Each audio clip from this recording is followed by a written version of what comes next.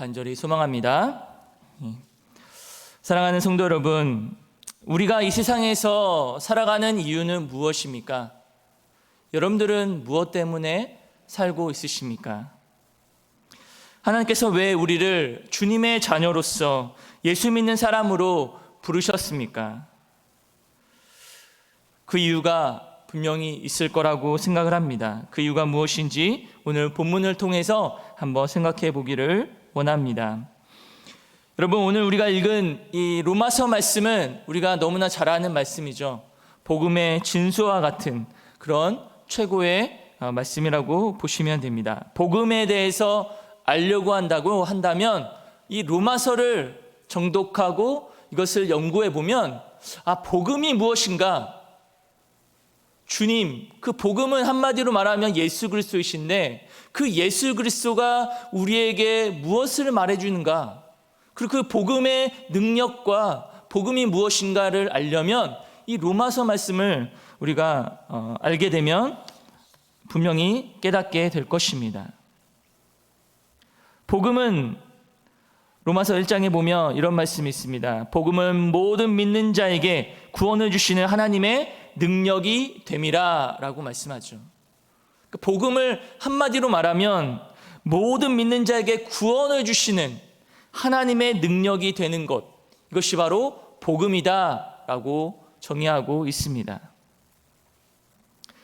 복음은 한마디로 하나님의 능력이다 라고 말합니다. 그래서 하나님의 능력이 복음이기 때문에 이 복음은 사람의 힘과 사람의 의지로 사람이 알려고 해서 알아지는 것이 아니라 복음은 신비이고 비밀이기 때문에 하나님께서 보여주시고 하나님께서 우리에게 알려주실 때 깨닫게 되는 것, 이게 바로 복음이라는 것이죠. 우리가 예수 그리스도를 안다라고 할 때 예수 그리스도를 여러분들 얼마나 알고 계십니까? 우리가 성경에서 나오는 예수 그리스도, 그분이 마구간에서 태어나시고 그리고 나중에 이제 공생의 생활을 하시다가 이제 십자가에서 죽으시고 부활하신 그 사건으로만 아는 예수님이 아니라, 그 지식적으로만 아는 예수님이 아니라 우리의 삶 속에서 우리의 영혼과 우리의 마음 속에 드러나는 그것이 능력이 나타나는 그런 예수님을 우리가 알고 있느냐라는 것입니다. 여러분, 복음이라는 것은 우리가 얼만큼 이해하는가가 중요하죠. 그리고 그 복음을 이해하고 아는 만큼 우리는 하나님을 위해서, 우리가 잘 알고 있는 하나님의 영광을 위해서 살 수 있는 능력을 얻게 되는 것입니다. 그렇게 살 수 있는 힘을 얻게 되는 것이죠. 그 복음을 알아갈 때, 복음의 능력을 알 때, 복음의 깊은 그 의미를 알게 될 때 우리는 하나님을 위해서 살아갈 수 있게 되는 것입니다. 오늘 로마서 말씀은 우리에게 이 복음의 능력이 얼마나 위대한지를 알려줍니다. 그리고 복음의 능력을 아는 자로서 이제 어떻게 살아가야 할 것인가, 오늘 12장부터 말씀해 주는 것입니다. 여러분, 요즘 현대인들의 가장 관심사가 무엇일까요? 어떻게 하면 행복하게 살 수 있을까? 이런 것이 아닐까 생각이 듭니다. 행복하기 위해서 일하고, 행복하기 위해서 돈을 벌고, 행복하기 위해서 가족과 함께 여행을 다니고 또 친구와 함께 여행을 다니는 것이죠. 거기에 가장 중요한 거는 어떻게 하면 행복하며 살 수 있을까? 그러니까 요즘 현대인들, 주변의 사람들을 보면 자신을 위해서 사는 것이죠. 그러니까 이 행복이 어떻게 보면 가족을 위해서, 어떤 다른 사람을 위해서 사는 것처럼 보이지만 실제적으로 보면 그것은 자신을 위해 사기 위한, 그러니까 자신의 행복을 위해서 모든 것을 누리고 싶어하는 그런 삶이 있다라는 것이죠. 그들이 살아가는 이유는 자신을 위해 행복하게 살기 위함입니다. 그래서 돈을 모으고 명예를 얻으려 하고 좋은 집과 좋은 차를 누리며 살고 싶어 합니다. 그 이유는 행복하게 살기 위해서라는 거죠. 그러나 아무리 돈이 많아도 명예가 있다고 해도 만약에 그 사람의 마음이 행복하지 않다면 그 무슨 소용이 있겠습니까? 사람들은 자신이 행복하기 위해 보람 있고 가치 있는 삶을 찾아다닙니다. 그리고 남을 위해서 기부하는 일을 하기도 하고 고아원이나 또 어려운 사람들을 도와주는 일을 하게 됩니다. 보람을 찾기 위해서 그런 것이죠. 그러나 그들에게 빠진 것이 있죠. 그것은 자신을 위해서 살아가는 것뿐입니다. 자신의 행복을 위해서. 그러나 우리 예수 믿는 사람들은 무엇을 위해, 무엇 때문에 살아가고 있는 것일까요? 여러분, 만약에 사람들이 여러분들에게 당신은 왜 살고 있습니까? 왜 살아갑니까? 라고 물어보면 무엇이라고 대답하시겠습니까? 나는 지금 왜 살고 있는가? 나는 지금 무엇 때문에 살고 있는가? 나는 왜 살고 있는가? 라는 질문을 할 수밖에 없는 것이죠. 삶이 너무나 고단하고 힘든 분들은 그냥 살아야 하니까 살아야 합니다. 살죠. 라고 이야기할 수도 있습니다. 어떤 분들은 삶의 이유도 모른 채 그냥 하루하루 살아가야 하니까 사는 그런 삶이 있다라는 것입니다. 이 얼마나 불쌍한 삶인지 모릅니다. 삶입니까? 그렇다면 우리 예수 믿는 사람들은 세상과 다른, 무언가 다른 그 이유로 우리는 살아가야 하지 않겠습니까? 예수님을 만나기 전에는 나를 위해 살았다라고 한다면 예수님을 만나고 나서는 분명히 변화되는 모습이 있어야 되는 것이죠. 이제는 나를 위해서 사는 것이 아니라 하나님의 영광을 위해서 사는 그런 삶이 있어야 하지 않겠습니까? 이제 나의 삶의 주인이 내가 아니라 주님이 되어야 한다는 것입니다. 주님 때문에 살고 주님 때문에 죽고, 그 로마서의 그 말씀의 고백이 저와 여러분의 고백이 되었으면 좋겠습니다. 근데 여러분, 우리가 이 복음의 능력을 알고 예수님을 믿으면 믿을수록 우리는 더욱더 이기적인 사람이 되어가고 있지는 않습니까? 남을 배려하지 않고 욕심을 부리며 살고 있다는 것입니다. 남을 용서하고 사랑하는 모습이 점점 사라져가고 있다는 것이죠. 저와 여러분들의 모습인 것입니다. 다른 사람들과 비교하고 시기하고 질투하고 나보다 다른 사람들이 더 잘 되는 모습을 보면 축하해 주기는커녕 마음에 쓰려하는 모습, 그 모습이 우리의 모습이 아닌가 생각이 듭니다. 겉으로는 웃고 있지만 속으로는 다른 사람들을 정죄하고 판단하는 그런 모습들이 우리의 모습이지는 않는가 생각을 해야 되는 것이죠. 오늘 성경은 우리에게 이 복음의 능력을 알고 예수님을 믿는 성도로서 이제 어떻게 살아가야 하는가를 말씀해 주고 있습니다. 여러분, 우리는 어떻게 살아야 하나님이 기뻐하시는 삶을 살 수 있을까요? 3절 말씀을 한번 같이 읽어보겠습니다. 3절 시작. 내게 주신 은혜로 말미암아 너희 각 사람에게 말하노니 마땅히 생각할 그 이상의 생각을 품지 말고 오직 하나님께서 각 사람에게 나눠주신 믿음의 분량대로 지혜롭게 생각하라. 사도 바울이 뭐라고 말씀합니까? 마땅히 생각할 그 이상의 생각을 품지 말라라고 말합니다. 이 말은 무슨 말이냐면 내가 다른 사람들보다 더 높다라고 생각하는 마음을 갖지 말라는 것이죠. 우리가 생활하다 보면 다른 사람들과 비교합니다. 근데 이 비교가 가장 좋지 않다는 것이죠. 하나님과 그 상대방의 다른 사람은 분명히 다르게 태어났는데 얼굴도 다르고 생김새도 가정 환경도 다르고 또 학력도 다르고 모든 것이 다릅니다. 그런데 그 사람들보다 내가 더 높다라고 생각하는 그런 마음을 가질 때가 있다는 것이죠. 그런데 그런 마음을 갖지 말라고 말씀합니다. 그리고 하나님께서 각 사람이 나눠주신 믿음의 분량대로 생각하라라고 말씀합니다. 이것은 하나님께서 각 사람들에게 은사를 주셨다는 것이죠. 그 은사는 믿음의 분량대로 또 재능대로 주께서 주신 것으로 생각하며 살아가라고 하시는 것입니다. 즉 예수님을 믿는 사람들은 다른 사람들보다 내가 더 낫다라고 생각하는 마음을 내려놓고 하나님이 주신 은사를 자신을 위해서 사용하는 것이 아니라 하나님을 위해서 사용하라고 주신 것이다 라고 생각해야 하는 것이죠. 그러면 결국 우리가 살아가야 하는 이유는 무엇입니까? 바로 하나님께서 우리를 위해서 핏값으로 사신 그 교회를 위해서 살라고 말씀하고 있습니다. 4절에서 9절까지 말씀인데요. 4절 5절 먼저 읽어보겠습니다. 우리가 한 몸에 많은 지체를 가졌으나 모든 지체가 같은 기능을 가진 것이 아니니 이와 같이 우리 많은 사람이 그리스도 안에서 한 몸이 되어 서로 지체가 되었느니라.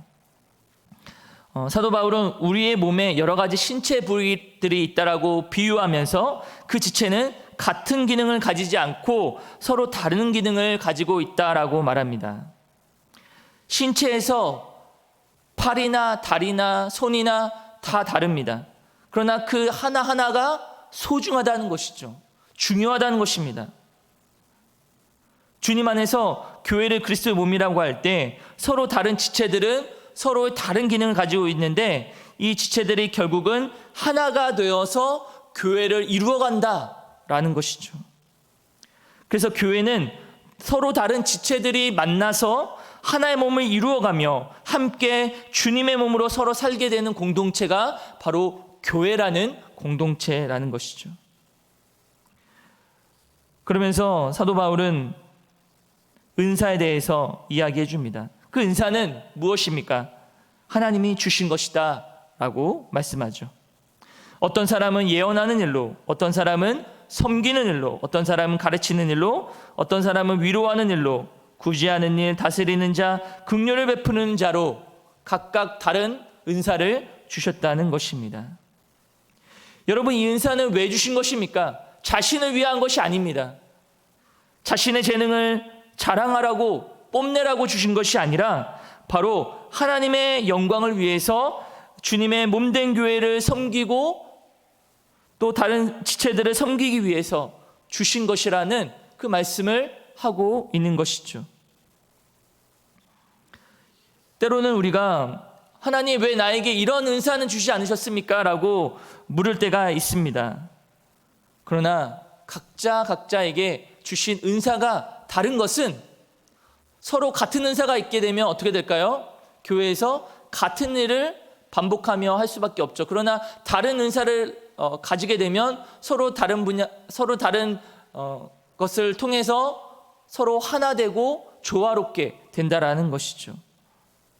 그래서 비교하지 않아야 하고요. 그리고 자신의 은사를 잘 개발하는 그런 은혜로 나아가야 한다는 것입니다. 여러분, 우리는 그리스도 안에서 겸손하고 우리의 동역자들을 인정해야 합니다. 그렇게 할 때 우리의 은사가 더 효과적으로 쓰임받을 수 있게 되는 것입니다. 하나님은 우리에게 이런 은사를 주셔서 하나님이 원하시는 교회를 세우기 위한 것입니다. 내가 원하는 교회를 세운 것이 아니라 하나님께서 원하시는 교회를 세우기 위해 각자의 은사를 주신 것이죠. 그런데 그 모든 은사와 능력이 나로부터 온 것이 아니라 하나님께서 주셨다라는 사실, 하나님께서 허락해 주셨기 때문에 주신 것이라는 그 믿음을 가지고 있어야 한다는 것이죠. 하나님으로부터 왔다는 사실을 우리는 깨달아야 하는 것입니다. 그렇게 하나님께서 주셨기 때문에 서로의 은사가 다르지만 서로를 인정하고 서로를 베풀고 서로를 품어줄 수 있는 그런 은혜가 있게 되는 것이죠. 여러분, 이런 은사를 우리에게 주셨다는 사실을 기억하고 기쁨으로 하나님의 영광을 위해서 사용해야 한다는 것입니다. 여러분, 오늘 사도 바울은 이런 은사를 사용하는데 그 동기가 무엇인가를 우리에게 말씀해 주는데요. 그 동기는 바로 사랑이라고 말해 줍니다. 사랑에는 거짓이 없나니 악을 미워하고 선에 속하라 라고 9절에 말씀합니다. 사랑은 무엇인가요? 바로 하나님 자체가 사랑이시죠. 하나님은 사랑이시라.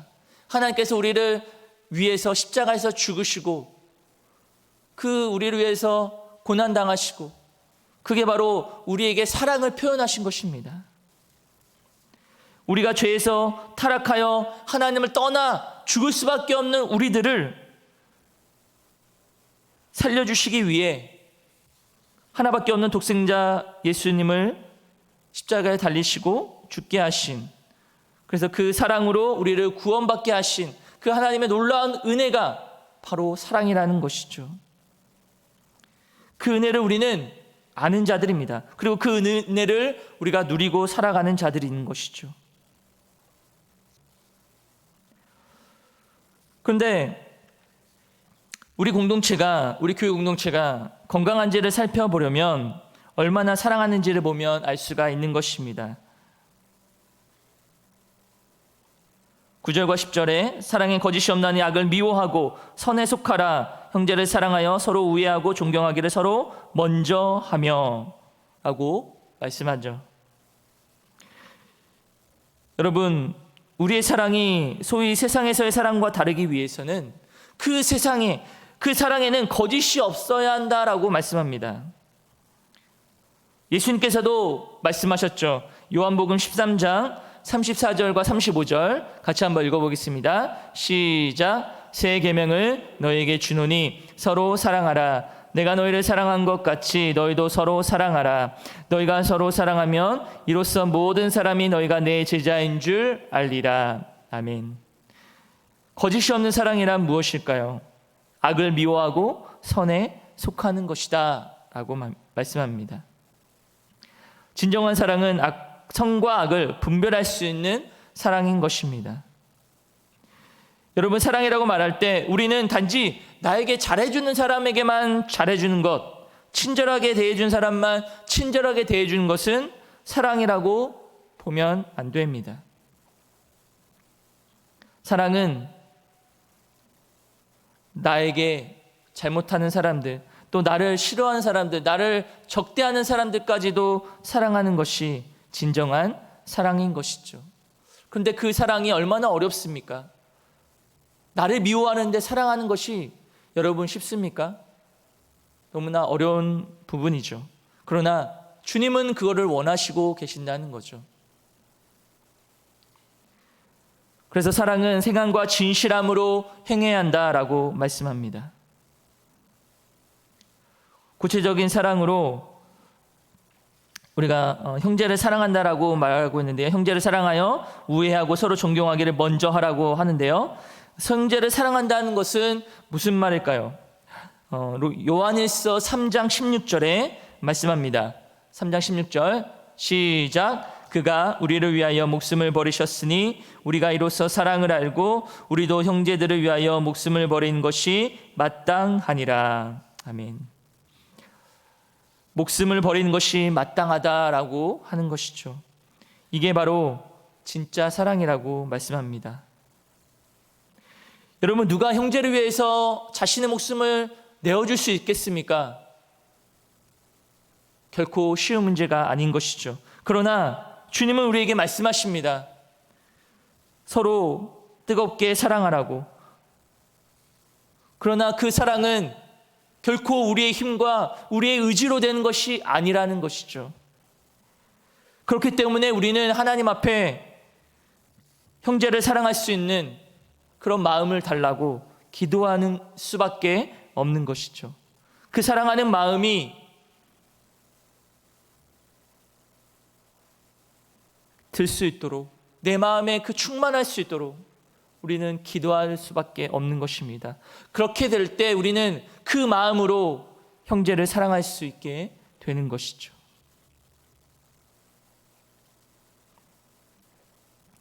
여러분, 그렇다면 성도는 이제 하나님을 위해서 어떻게 살아야 하는가요? 11절 말씀 함께 읽어보겠습니다. 부지런하여 게으르지 말고 열심을 품고 주를 섬기라. 여러분, 주님을 섬기는데 어떻게 섬기라고 합니까? 부지런하여 게으르지 말고 열심을 품으라고 말씀합니다. 근면하고 열심을 내야 한다는 것이죠. 이것은 자신을 위함이 아니라 주님을 위한 것이다 라는 겁니다. 주님을 위하여 열정적으로 나아가야 한다는 것이죠. 주님의 일을 할 때 적극적으로 열심을 내어 감당하라는 것을 말씀하고 있습니다. 우리가 주님을 위해서 산다라고 할 때, 우리가 교회를 위해서 헌신한다라고 할 때 우리는 이러한 마음으로 해야 한다는 것이죠. 여러분, 왜 우리가 주를 위하여 열심히 주의를 해야 하는 것일까요? 고린도전서 15장 58절에도 이렇게 말씀합니다. 같이 한번 읽어보겠습니다. 그러므로 내 사랑하는 형제들아, 견실하며 흔들리지 말고 항상 주의 일에 더욱 힘쓰는 자들이 되라. 이는 너희 수고가 주 안에서 헛되지 않은 줄 알미라. 아멘. 여러분, 그 이유는 우리의 헌신과 우리의 봉사가 하나님 안에서 결코 헛되지 않는다는 것이죠. 분명히 하나님께서 언젠가는 갚아 주실 것입니다. 그렇기에 우리는 주님의 일을 할 때, 주를 섬길 때 기쁨으로 힘쓰며 감당해야 한다는 것이죠. 이제 사도 바울이 마지막으로 교회를 위해서, 주님의 영광을 위해서 어떻게 살라고 말씀하시냐면 12절 말씀, 소망 중에 즐거워하며 환난 중에 참으며 기도에 항상 힘쓰며 성도들의 쓸 것을 공급하며 소원 대접하기를 힘쓰라 라고 말씀합니다. 소망 중에 즐거워할 수 있겠습니까?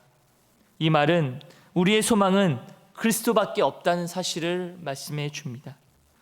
우리가 예수님을 바라보면서 즐거워해야 하는 것이죠. 그리고 환난을 당할 때 참으라고 말씀합니다. 때로는 우리의 삶에서 환난이 오지만 그 환난을 이겨내고 인내함으로 견딜 때 하나님께서 은혜를 베풀어 주실 것입니다. 또한 기도에 항상 힘쓰라고 말씀하고 있죠. 기도는 성도의 삶에서 가장 아주 중요한 것이기 때문에 삶의 원동력과 힘이 되는 것이 바로 기도입니다. 기도의 끈이 놓치면, 기도의 삶이 무너지면 그 삶은 생명력을 잃어버리는 것이죠. 하나님을 만나는, 또 하나님의 인도함을 받는 그런 일들이 적어질 수밖에 없는 것이고, 내 의지와 내 생각과 내 방법과 내 경험을 따라 살아갈 수밖에 없는 것이죠. 그렇기 때문에 우리는 기도에 더 힘써야 한다는 것입니다. 또한 성도들을 위해서 대접하기를 힘쓰라고 말씀하죠.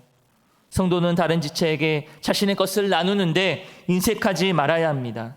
기쁨으로 나누어 주고 베풀며 사는 것을 힘써야 합니다.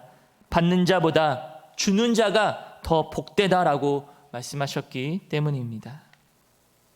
주 안에 사랑하는 돈가족 여러분, 오늘 3절에서 13절 말씀을 통해서 우리는 왜 살아가야 하는가, 그리고 내가 살아가는 이유는 무엇인가에 대해서 생각해 보았습니다. 여러분, 우리가 살아가는 이유는 무엇 때문입니까? 나 자신을 위해서 살아가는 삶이 아니라 이제는 주를 위하여 살아가고 주님의 몸된 교회, 또 각 지체를 위해서 살라고 말씀하고 있는 것입니다.